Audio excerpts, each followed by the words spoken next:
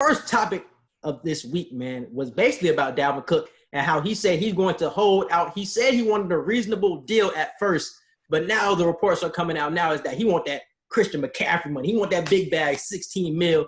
Edgar, do you think he's worth Dalvin Cook for the Vikings? You think he's worth it? I see the potential in him being worth $16 million a year, but right now I have to say no. The reason Christian McCaffrey is getting that deal is because he is truly carrying the Panthers franchise right now on his back. Like, we haven't seen a running back carry a franchise like this in a while. Like, I really, off the top of my head right now, just talking, I can't remember the last time we've seen a running back carry a franchise like this. So AP? Yeah, I'll say Adrian Peterson, the most recent, prior to McCaffrey. So McCaffrey being the only big name in this franchise right now, carrying this team to get the amount of wins that they have, and leading the league and rushing the way he does, being a top 3 leader in the league. So that's why I see him Dalvin Cook not getting Christian McCaffrey. Yeah. But Dalvin Cook is a primary source of that Vikings offense. Other than Adam Thielen, like, the only name you can think of is Dalvin Cook. I would say Stephon Diggs, but now that he's on the Bills, like, you only got Thielen and Cook. So I get where Cook is coming from, where it's like, hey, I'm y'all bread and butter. Y'all need me. Y'all need me. Yeah. But it's like, yeah, you gotta split that salary up between you and Thielen right now. You know what I'm saying? So yeah, I think honestly, I don't think he's worth the $16 million tag because obviously McCaffrey's just a different animal in my opinion. Obviously, I'm a Carolina Panthers fan. I love Christian McCaffrey, but he's also a dual threat type of running back. He can be an all-pro running back and also an all-pro receiver. They line him up at wide receiver, and he be cooking dudes out there. So I ain't gonna lie, you could do that with Dalvin Cook though. Dalvin Cook could do a threat.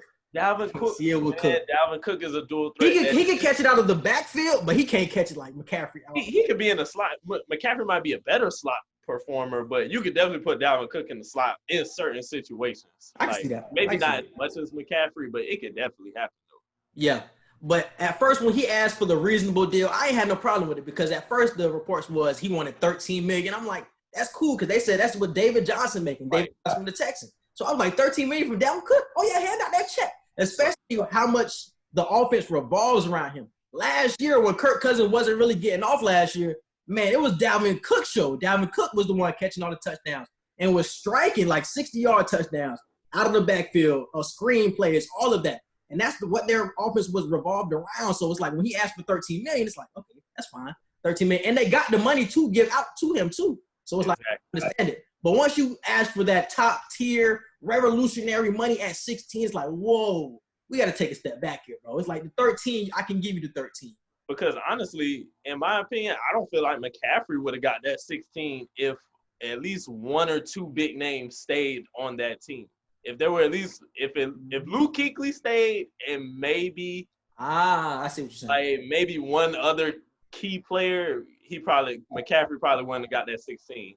But the fact that the roster is basically wiped clean other than Christian McCaffrey right now, it's like who else are you gonna get that money to? That's a good point, bro, because he's getting paid to be the face of the franchise, and we talked about that on the podcast we was talking about before.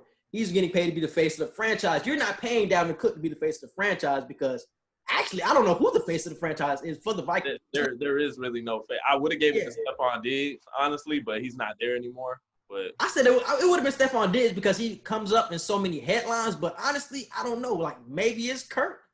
But if Stephon stayed, it would have been him, especially after that Minnesota Miracle a few years ago.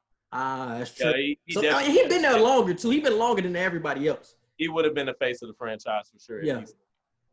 And another knock against Cook not getting the $16 million or something that he's looking for in the money-wise is the fact that he's never played a full 16-game season. Like, in most of the seasons he's played, like, in his first season, he didn't even play his first season because he was hurt. So he played the first 4 games and were hurt the rest of the season. The next season, he wasn't all the way back to being Dalvin Cook. The third year he played, he was an all-pro, or he wasn't an all-pro, but he was a pro bowler. But it's like, you never have been healthy for me, and you haven't always been at this full level. So how can I trust you to be at this level going forward when you haven't? Even in college, Dalvin Cook was somebody who always played through injury and was always, like, injury-prone. So how can I trust you to be healthy for a 16-game season, especially when we're relying on you?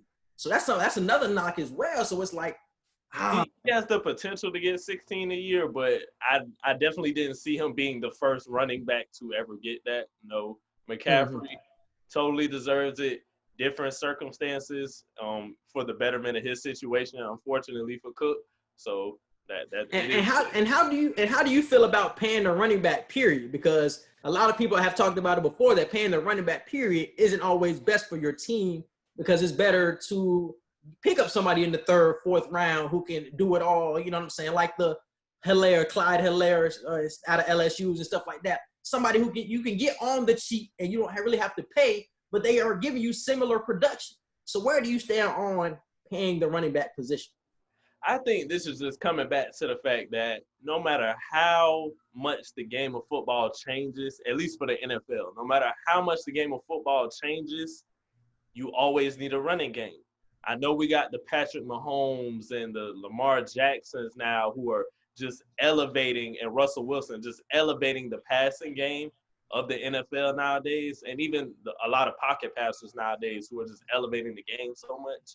But at the end of the day, if you do not have a running game, you are sitting up. Like, honestly.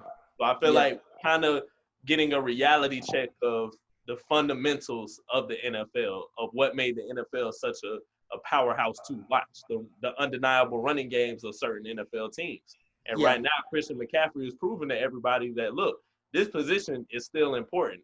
You don't have to be a quote-unquote cheap running back just to get the job done. No, you can do it to the utmost potential and get your bag at the same time and not get cheated out of any money.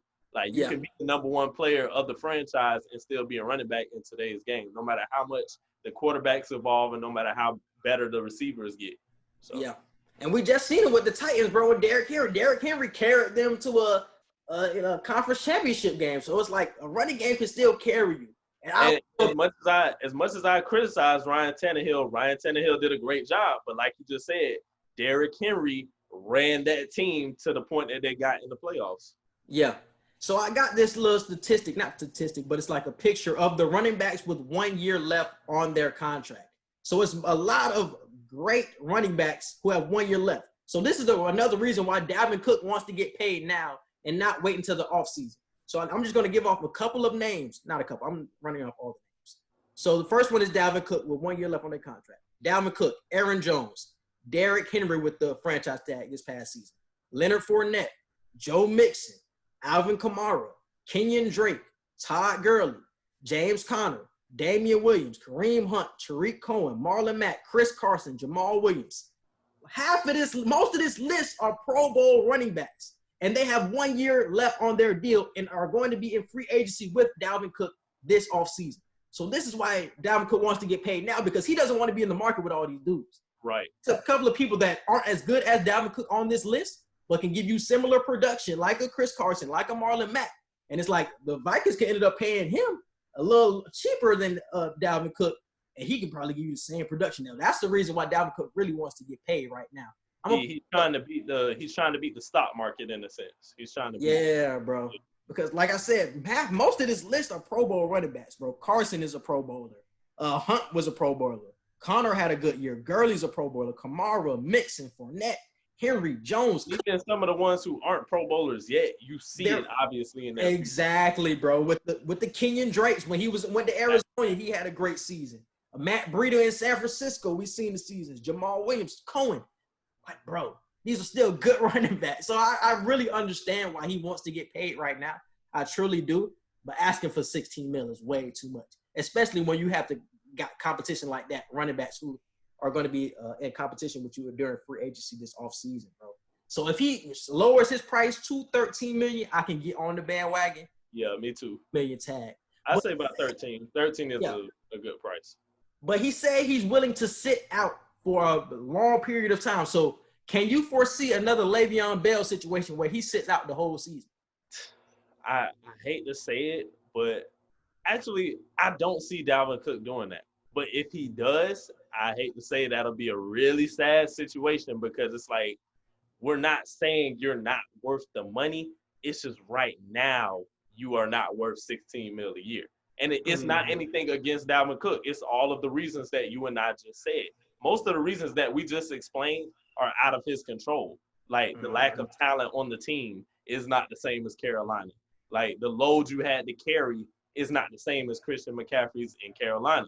Like, it's just, there's too many factors out of your control that's keeping you from getting that $16 million a year. So sitting out, I don't feel like it should be the extent that he's trying to do of like a full season.